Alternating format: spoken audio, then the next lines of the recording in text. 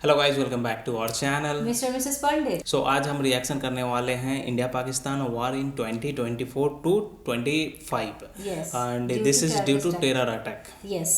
सो ये एक US report है, उसके ऊपर ही खान सर का इंफॉर्मेटिव वीडियो है ये। Yes. जैसे कि हम जानते हैं कि इंडिया पाकिस्तान के ऊपर खान सर का बहुत सारा इंफॉर्मेटिव वीडियोस है और हम रिएक्शन दिए भी हैं और वो जिस बहुत तरीके से ज़्यादा खान सर बताते हैं वो तो मजा आ जाता है। मज़ा आ जाता है यार। मतलब ऑलरेडी ये बहुत सेंसिटिव टॉपिक है और ऊपर से खान सर का इतना डिटेल्ड इन्फॉर्मेशन रहता है, वो जो भी एकदम सोली यानी सच बात जो वो बोलते हैं इतने अच्छे तरीके से, मज़ा आ जाता है। और हर वीडियो में वो पाकिस्तान को धो देते हैं अच्छे तरीके से, वो सबसे ज्यादा मुझे मजा आता है। हाँ, तो शायद इस वीडियो में भी वैसा कुछ देखने को मिल जाए। हमें लगा कि आज तो बहुत अच्छा दिन है क्योंकि कल इंडिया का इंडिपेंडेंस डे है, तो बहुत बड़ा दिन है हमारे लिए। इसलिए सोचे कि ऐसा टाइप का एक तो वीडियो बनता है क्योंकि एकदम रगो रगो में एकदम क्या बोलते हैं, देश के लिए जो प्यार का खून है वो दौड़ेगा सब इंडियन का। ओके, तो चलिए देखते हैं, मिलके बैठ के एंजॉय करते हैं खान सर का वीडियो। एंड उससे पहले अगर आप हमारे चैनल पर नए हैं, अभी तक सब्सक्राइब नहीं किए तो प्लीज सब्सक्राइब कर दीजिए एंड ऑल्सो नोटिफिकेशन बेल को ऑन कर दीजिए। Yes, and also please follow us on Instagram. या तो चलो शुरू करते हैं।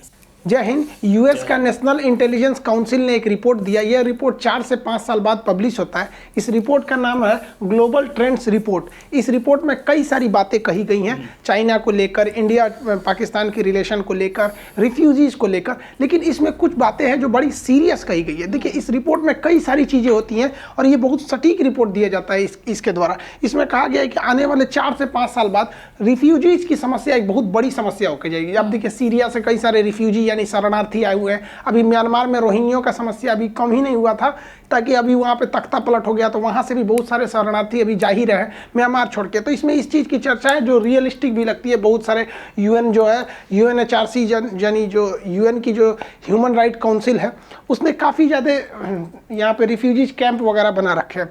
इसमें कहा है कि ये समस्या अभी और लंबी चलने वाली है। साथ ही इसमें यह भी कहा गया कि ऐसे छोटे मोटे झड़प इंडिया और चाइना के बीच में देखे जाएंगे। गलवान वाला एरिया या अरुणाचल प्रदेश या सिक्किम में ये दोनों देखे जाएंगे, लेकिन ये झड़प हमें थोड़ा सी स्टैंड ऑफ के तहत रुक जाएगी। जैसे गलवान घाटी में हुआ, थुरा के चल गए सब चाइना वाले, ये फादर ऑफ कोरोना, वैसे ही ये भी हो जाएगा।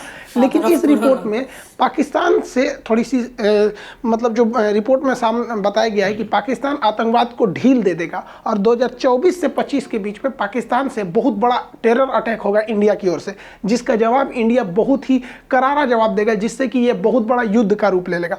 जैसे कारगिल से भी बड़ा युद्ध का रूप लेगा। कारगिल भी तो एक तरह से समझिए कि तो पाकिस्तान की आर्मी खुल के सामने नहीं लड़ी थी, हालांकि पाकिस्तानी आर्मी के थे सब वहाँ पे, लेकिन खुल के नहीं आई थी। तो इस रिपोर्ट में कहा गया है कि जैसे अमेरिका को देखिए, अमेरिका तालिबानी आतंकवादियों के साथ कंप्रोमाइज कर रहा है, तो जैसे यहाँ अफगानिस्तान में तालिबानी आतंकवादियों का दबदबा आएगा, तो पाकिस्तान इन आतंकवादियों के थ्रू इंडिया में कंफर्म अटैक कराएगा। और इंडिया में अटैक कराने का मतलब इंडिया जवाब देगा, जिस तरह पुलवामा में हुआ था, उरी अटैक हुआ था, सर्जिकल स्ट्राइक, एयर स्ट्राइक, इस तरह से बहुत बड़ा। इस रिपोर्ट के अनुसार अब स्ट्राइक ना होकर बल्कि एक पूरी तरह से फुल फ्लेजेड एक बड़े पैमाने पर वार होगा इंडिया पाकिस्तान के बीच में, जिसका सबसे बड़ा कारण बढ़ेगा आतंकवाद। और कहीं ना कहीं ये देखने को मिलता ही है, इनके आतंकवाद बहुत भयानक लेवल पे है। इन लोग को लगता है कि पूरी दुनिया में फतह करेंगे लुंगी पहन के यहाँ पर, और इसका नतीजा उनको बहुत बुरा भुगतना पड़ेगा। देखिए, अमेरिका में जब भी देखा गया कि डेमोक्रेटिक पार्टी की सरकार आती है तो वो युद्ध ज़्यादा करते हैं, चाहे ये जो बाइडेन हो गए, ओबामा हो गए, बुश हो गए, हमारे जो डोनाल्ड ट्रंप थे, ये ट्रंप साहब चले गए अपना कार्यकाल पूरा करके, कोई युद्ध नहीं किया। हालांकि इन्होंने मेन फोकस चाइना और ईरान को किया था, लेकिन डेमोक्रेटिक वाले हमेशा लड़ाई करते रहते हैं। ओबामा साहब के समय देखिए कई लड़ाई लड़ी गई थी। उस समय सीरिया का भयानक इशू हो गया था, लीबिया वाली लड़ाई हो गई थी, फिर भी ओबामा को क्या मिल गया? शांति का नोबेल पुरस्कार मिल गया। और हमारे अपने देश के प्रधानमंत्री नरेंद्र मोदी पूरे भारत में वैक्सीनेशन नहीं हुआ, ये देखने के बावजूद पूरे दुनिया को मदद कर रहे हैं, कोरोना वैक्सीन भेज रहे हैं। अगर नहीं भेजे तो क्या इनके ऊपर कोई प्रेशर लगेगा? नहीं। लेकिन इनके बावजूद हमारे प्रधानमंत्री को नोबेल पुरस्कार शांति का नहीं मिलेगा, लेकिन ये 4 गो युद्ध लड़ लेंगे फिर भी शांति का नोबेल दे दिया जाएगा इनको। ये लोग एकदम होशियार है। देखिए भाई साहब, एक बात बताते हैं, अगर कोई आपको अंधेरे का डर दिखा रहा है तो मतलब आपसे टॉर्च बेचना चाहता है, तो ये भी युद्ध का डर दिखा के हथियार बेचना चाहते हैं। ये जो बाइडेन ये बहुत बड़ा होशियार बनते हैं, हथियार ले लो, बम ले लो, तोप ले लो, बंदूक ले लो, मिसाइल ले लो, इसे सब हथियार का व्यापारी है सब। इसलिए भारत और पाकिस्तान के बीच में ये रिपोर्ट दिखा के और हथियार बेचना चाह रहा है। पाकिस्तान तो डर के मारे ले ही लेगा कि भैया हमारा क्या हाल होगा यहाँ पर। लेकिन 1 मिनट के लिए मान लेते हैं कि 2024 से 25 के बीच में ये रिपोर्ट सही भी हो जाएगी तो हमारे लिए तो अच्छा है। मोदी जी से बार बार पूछा जाता है कि हम लोग पीओके क्यों नहीं ले आ पाते। 1947 से 48 के बीच में जैसे देश आज़ाद हुआ था तो पाकिस्तान ने भारत का ये 30% एरिया जो ग्रीन वाला देख रहे हैं इसे पीओके कहते हैं, पाक ऑक्युपाइड कश्मीर, पाक अधिकृत कश्मीर, ये कब्जा कर लिया। और इसमें से लगभग 5000 स्क्वायर किलोमीटर एरिया का ये जो था ये चाइना को गिफ्ट दे दिया था। ये इसे सक्सक्राम वैली कहते हैं, चाइना को इसने गिफ्ट दे दिया। तो हम लोग को पीओके को वापस लाने का यही एक अच्छा बहाना हो जाएगा। तुम आतंकवादी हमला करो, हम लोग इधर से पलट के कर देंगे। अब अमित शाह के लिए तो भैया खुशी का कोई ठिकाना नहीं। 2024 के चुनावी मैनिफेस्टो में कर देंगे कि एकदम इस बार हम लोग लेके आएंगे पीओके। अच्छा बात है भैया, हमारा जो टुकड़ा हुआ भारत है अखंड भारत बन जाए। ऐसे कोई अजुराते रहे हम लोग थूर थार के बराबर कर देंगे। कौन सा डर लगा हुआ है हम लोग को? अखंड भारत हम भी चाहते हैं भैया, भारत अखंड हो जाए। हम कहाँ से कहाँ तक चालू होते थे यहाँ पर। और इसमें ये सलमान खान एकदम खुश है।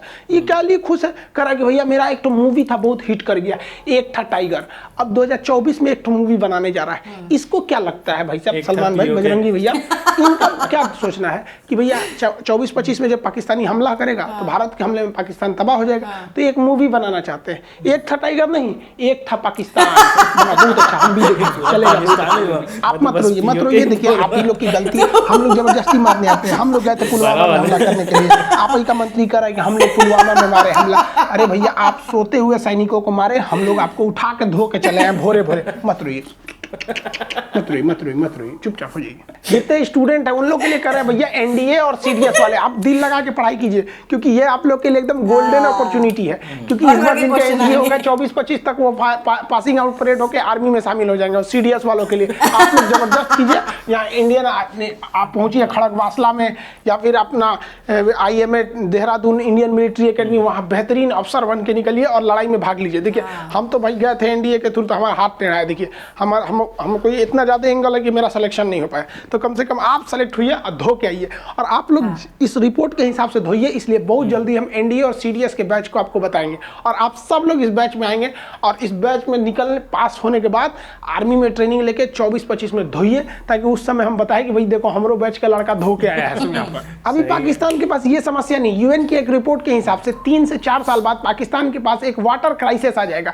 यहाँ पे पानी की एक बहुत बड़ी समस्या आएगी। देखिए पाकिस्तान का जो सिंध और पंजाब वाला एरिया है ना, बस यही ठीक है, लेकिन उधर खैबर पख्तूनख्वा हो गया या फिर बलूचिस्तान हो गया, वहाँ पानी की बहुत ज़्यादा किल्लत है। तो पानी की इतनी भयानक समस्या आने वाला है। अब इन लोग को पता ही नहीं है, इन लोग अभी दूसरे दुनिया में जी रहे हैं। इनको कहना है कि कश्मीर में वापस 370 लगाए जाए। भैया कौन सा नशा करता है, सबको समझ में आता है।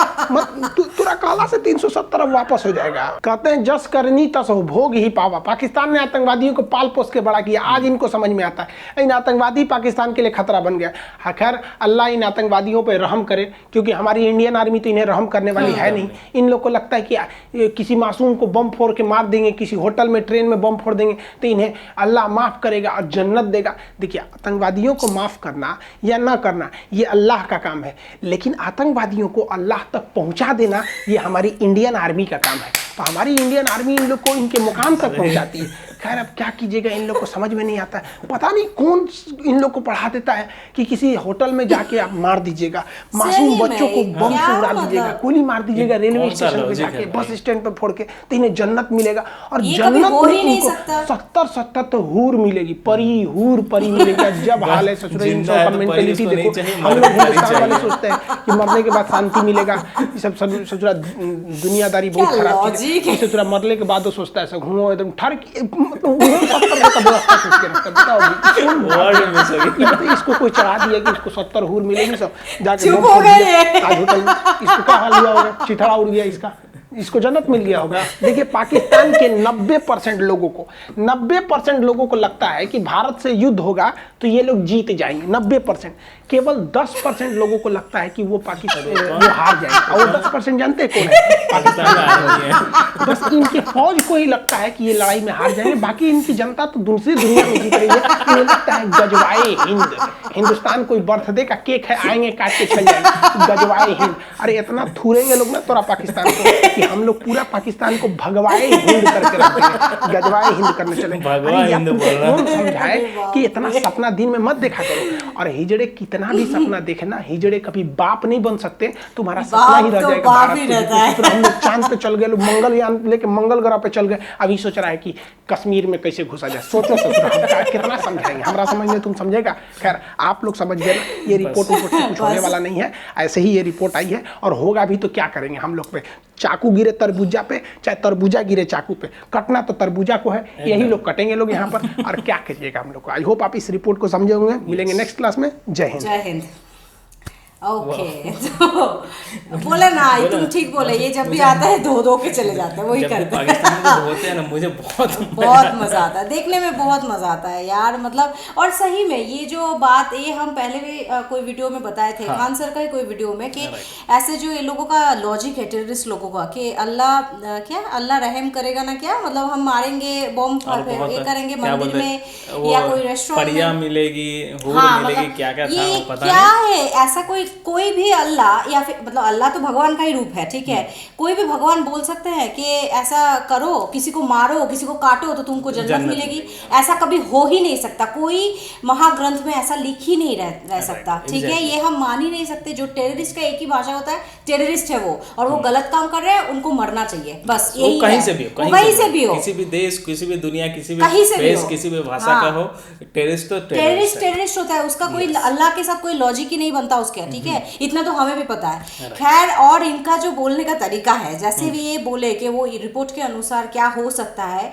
क्या क्या पॉसिबिलिटीज है, वो भी एकदम मतलब क्या बोले, मतलब ये करने जैसा नहीं है, एकदम भी नेग्लेक्ट करने जैसा नहीं है। जो भी है लॉजिकली ऐसा हो भी सकता है, जैसे वो बोले रिपोर्ट निकाला है तो वो लॉजिकली एक्सप्लेन भी शायद किया होगा, बट यस जो भी ये खान सर एक्सप्लेन किए तो लॉजिकली हमें तो लगा उस चीज पे कि उस टाइम में कुछ वार टाइप का एक सिचुएशन हो सकता है, और अगर वो होगा तो बहुत बड़ा वाला वॉर होगा, एंड उसमें पीओके भी आ जाएगा, पीओके भी आ जा सकता है, हाँ हो ही सकता है। और जो वाटर का क्राइसिस है, जैसे ये बोले कि पाकिस्तान में एक पानी का क्राइसिस आने वाला है, अगर ये बात सच है तो मुझे लगता है कि पाकिस्तान के लिए, मतलब जो भी देशवासी है पाकिस्तान का, उनके लिए बहुत बड़ा एक समस्या बनने वाली है। और उसके लिए पाकिस्तान की जो सरकार है, इस तरफ देखना चाहिए एटलीस्ट, है ना, क्योंकि पानी का समस्या अगर होता है तो बहुत बड़ा वाला चीज, सीरियसली ये सबको पता है और सबको ये समझ में आता है कि पाकिस्तान का जो भी इंटरनल प्रॉब्लम है उस पर फोकस करना चाहिए। कश्मीर के ऊपर क्यों वो फोकस करना शुरू कर देता है अपना इंटरनल प्रॉब्लम को छोड़ करके, ये गलत है। वहाँ पे लोग मर रहे हैं यार, बालूचिस्तान की हालत क्या खराब है, हम तो मतलब आए दिन देखते रहते हैं ना, न्यूज में आते रहते हैं, तो उसके ऊपर भी देखना चाहिए, क्योंकि तुम्हारे खुद के देशवासी, तुम्हारे बेटी बहू कैसे हैं, उनके तरफ ध्यान दो कि वो लोग खा पा रहे हैं कि नहीं, वो लोग के पानी का समस्या हो रहा है कि नहीं, वो लोग अच्छे से उन लोगों का शिक्षा, परवरिश, सब कुछ ठीक से मिल रहा है कि नहीं, वो ना देख के अब दूसरे तरीके को देखो कि ऐसा भी ठीक नहीं है। ये करने से कुछ नहीं होने वाला है, और 370 तो हट चुका है, अब वापस नहीं होने वाला, ये तो हो ही नहीं वाला एक्चुअली। तो मतलब बहुत ज्यादा इंफॉर्मेटिव वीडियो था ये, जैसे खान सर पूरा चीज को एक्सप्लेन किए, बहुत ज्यादा चीज जानकारी बहुत अच्छे से मिली। एंड इनका एक वीडियो, मतलब एक चीज तो इनके वीडियो से पता चलता है, इनके अंदर बहुत दुख है, वो सिलेक्शन आर्मी में नहीं हुआ ना। बहुत सारे वीडियो में मैं देखा वो हमेशा बोलते हैं, मुझे बहुत बुरा लगता है देख के कि भाई ये आदमी एकदम सच्चा देश प्रेमी है, ठीक है, और ये अगर जाते ना आर्मी में, आर्मी का शान बढ़ जाता। और बहुत ये चीज दिखाता है, रियल चीज भी दिखाता है कि बहुत लोगों के पास कैपेबिलिटी होते हैं, but due to some certain external factors वो नहीं कर पाते, राइट। माइंडसेट भी होता है और क्या बोलते हैं, अंदर से जज्बा भी बहुत होता है, बट फिर भी रूल्स तो सबके लिए इक्वल है, इसलिए सिलेक्शन भी नहीं होता बहुत जगह पे। लेकिन तो क्या मतलब चलो, बट ये फोकस, ये जो आर्मी में सेलेक्ट नहीं हुआ, बट जो अभी कर रहे हैं ना वो बहुत है।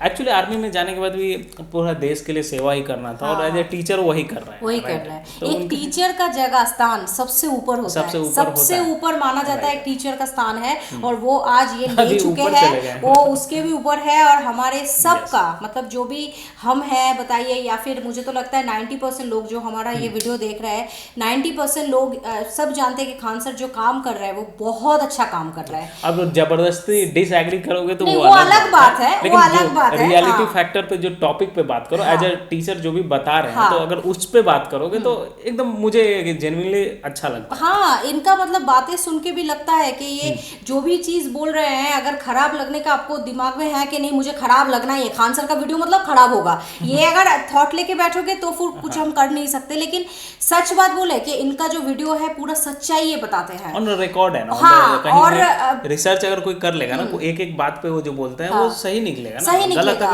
एंड ऑल्सो मतलब कॉम्पिटिटिव एग्जाम के लिए भी बहुत है, ये सब चीजें तो आती ही है एग्जाम्स वगैरह में, उसके लिए भी बहुत अच्छा है, सबके लिए सब मतलब सब तरीके से इनका वीडियो बहुत अच्छा है यार। इसलिए हम खान सर का फैन है, ऑलवेज खान सर का वीडियो करते हैं और करते रहेंगे। कॉम्पिटिटिव एग्जामिनेशन नहीं दे रहे हैं, बट फिर भी हमें सुनना और जानने का चीज है, ये सब है तो हमें अच्छा लगता है। नॉलेज बढ़ाना कोई खराब बात तो नहीं है, कहीं से मिले ले लो यार, जहाँ से मिल रहा है ले लो, अपने पोटली में भर लो, और क्या।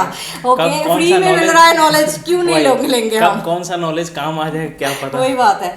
तो चलो भाई, ये रहा आज का वीडियो। कल इंडिपेंडेंस डे है, तो happy Independence Day to all in advance guys. And बहुत अच्छा दिन है कल सब इंडिया वासी के लिए, तो एकदम जश्न की तैयारी शुरू कर दो। हम भी देखते हैं क्या करें। हाँ, एकदम फेस्टिवल मोड तो है ही। एंड हाँ, अगर आपको हमारा रिएक्शन पसंद आता है तो प्लीज हमारे चैनल को सब्सक्राइब कर दीजिए, वीडियो पे लाइक बटन क्लिक करके लाइक कर दीजिए, एंड शेयर कर दीजिए अपने दोस्तों के साथ, फैमिली के साथ। फिर मिलते हैं कोई नेक्स्ट वीडियो के साथ, तब तक के लिए बाय।